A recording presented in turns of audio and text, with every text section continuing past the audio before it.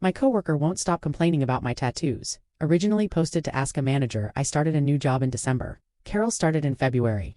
We work for a small company, with 6 of us in production. We're not customer-facing in any way. Carol was fine with me until the weather warmed up and I wore short sleeves, at which point she discovered that I have tattoos. She took me aside that same day to tell me how unprofessional she thought I was for having them.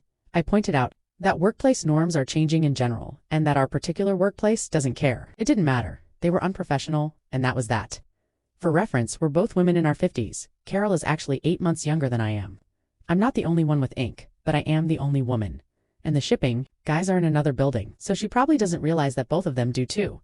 Since then, she has spoken to me repeatedly about them. And when I refused to engage, I started with a briskly cheerful, "So you've said I disagree.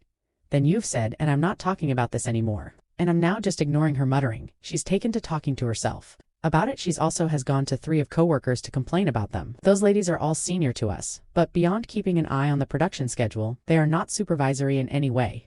We think she'd like me to cover them, but she knows she doesn't have the standing to say that, and I don't have any reason to. They're not offensive. One set is flowers, the other is a geometric-ish paisley, and nobody here cares. I'm dreading summer. This is an elderly building and poorly air-conditioned, and I'm told tank tops and shorts are the norm.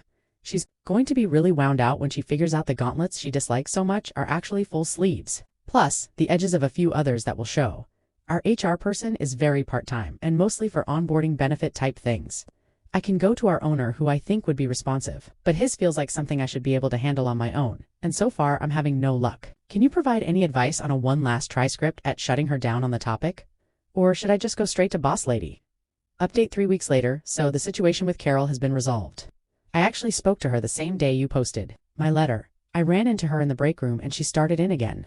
I interrupted her and said, "That's enough. I have asked you politely and now I'm telling you, stop commenting on my tattoos. They don't come off.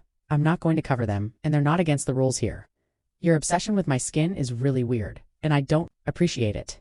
This is the last conversation I intend to have with you about this." She was pretty taken aback that I thought she was being weird, but I didn't give her a chance to keep going. I just went back to work. She didn't speak to or about me for the rest of the week. By the next week, she had settled on stilted pass-the-salt style conversation, but only if it was a group thing. She still wouldn't speak to me personally. Since we don't work on the same projects, this didn't have any impact on my workflow, so I was okay with chilly silence. It beat the nagging for sure. Then we went on site to do an installation. We were warned that it would be hot and cramped, and to dress in layers we could shed. Of course, the inevitable happened. Carol and I ended up on different teams. And when we met for the mid-morning team swap, most of us were down to a tank top, me included. Carol got one good look and flipped out. She berated me about my lack of professionalism in someone else's workplace, and caused enough of a ruckus that Jane came to see what was going on. Carol went off on Jane about my continued and blatant lack of professionalism, but Jane shut her down pretty sharply. The teams were reshuffled as planned and Carol got put on Jane's team. Apparently she took that as an invitation to keep going and asked Jane why she hired me, and then why she tolerated me. Jane's answer: "I hired her for her skill, not her skin. Jane may be my new favorite boss." Then she accused Jane of a lack of professionalism for doing so.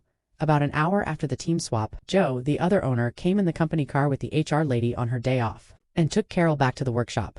She apparently stewed all the way back or read the handwriting on the wall, and when they got back, she got out of the car, declared that she couldn't continue to work for such an unprofessional organization, that she had her own reputation to look after, even if we didn't care about ours, got in her car, and left.